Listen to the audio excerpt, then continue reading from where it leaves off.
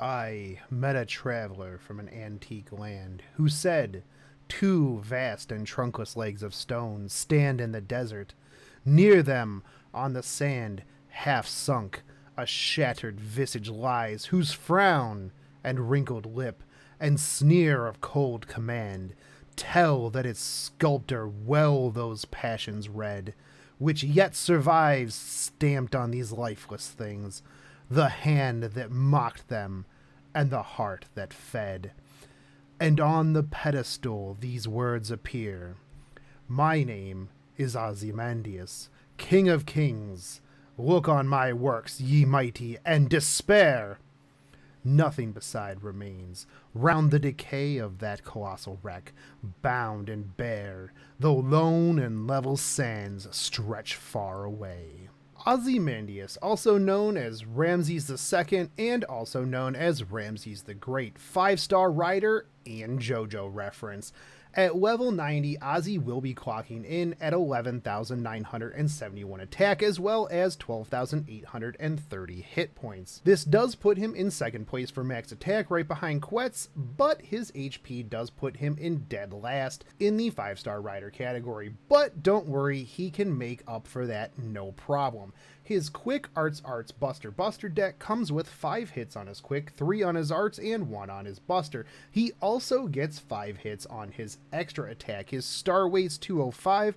His star rate is 9%. His NP on attack is 0.59%, which is fairly decent, but this is the average for riders with 3 hits on their arts card. And he also has the standard 3% rider NP gain on defense. He comes with Charisma B, which, as you know, Charisma is one of the more bland, straightforward skills in the game. 9% at rank 1, 18% at rank 10. Now, here is where it starts getting good. Imperial Privilege A, 60% chance to increase attack and defense for 3 turns, as well as restore your HP on a 5-turn cooldown at rank 10. Remember how I said that he had low HP early on? Well, this will be what will help him offset that. 20% to attack and defense at rank 1, 40% at rank 10. Additionally, the self-heal goes from 1,000 to 3,000. Now, you might be saying, yeah, but that's only 60% and that's not great. What if it misses? Protection of the Sun God A. What a skill. Increase NP gauge of all allies, that's right, everyone on the field, and increases your buff rate for 1 turn. 20% flat NP gauge from rank 1 to 10, but where it gets good is the buff rate, 20 to 40%. That's right, at rank 10, this makes Ozzy's second skill a 100% chance to hit.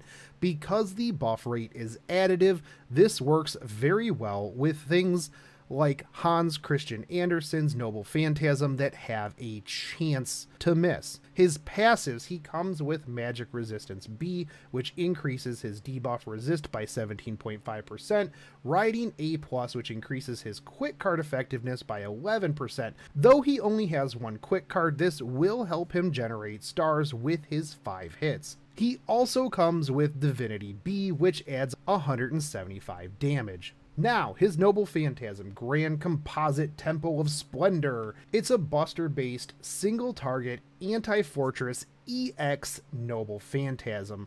This deals significant damage to one enemy, inflicts NP seal, and decreases defense on overcharges. Will do 600 to 1,000% damage from NP1 to NP5, and the defense down goes from 20% at overcharge 1 up to 60% at overcharge 5. His ascension materials are not too hard to gather. You will need 22 chains of fools, which you can get once Camelot has been released. The best place currently to farm these is the Wilderness of Death.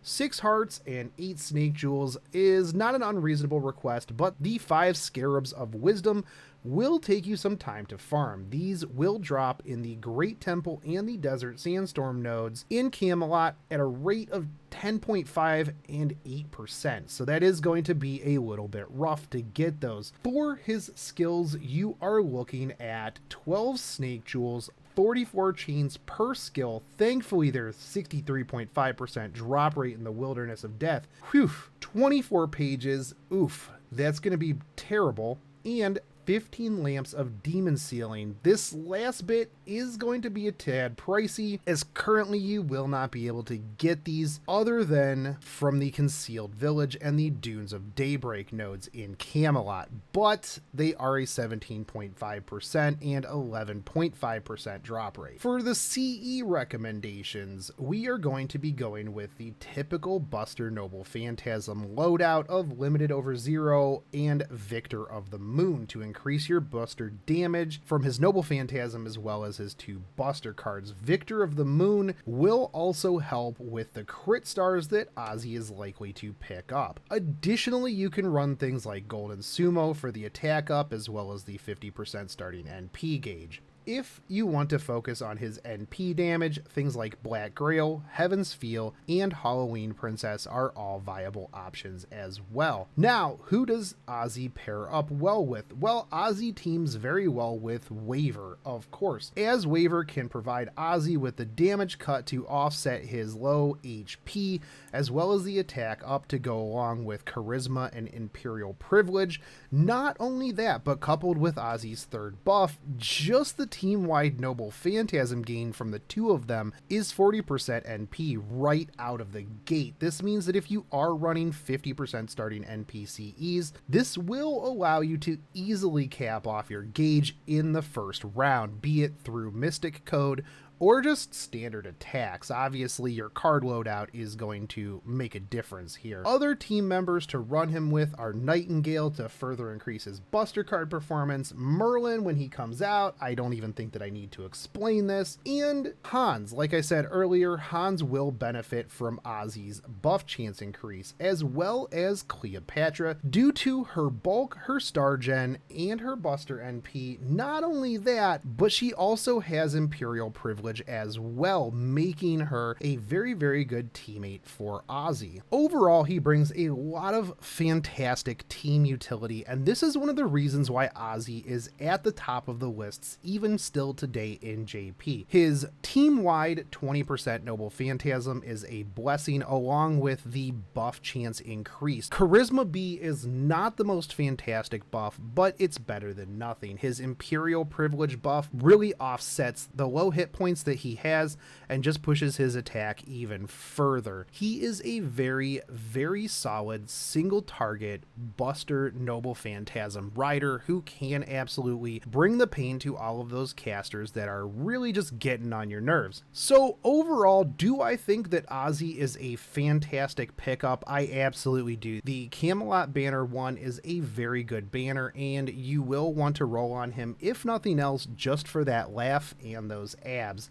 And I'd like to take this moment just to thank all of the Patreons who help make this channel possible. You guys are the real MVPs. If you would like to join the Patreon squad, the link is down below, but you can also help me out just by hitting that subscribe button, bell notification, dropping me a like and a comment, and I will catch you guys in the next spotlight. Take it easy.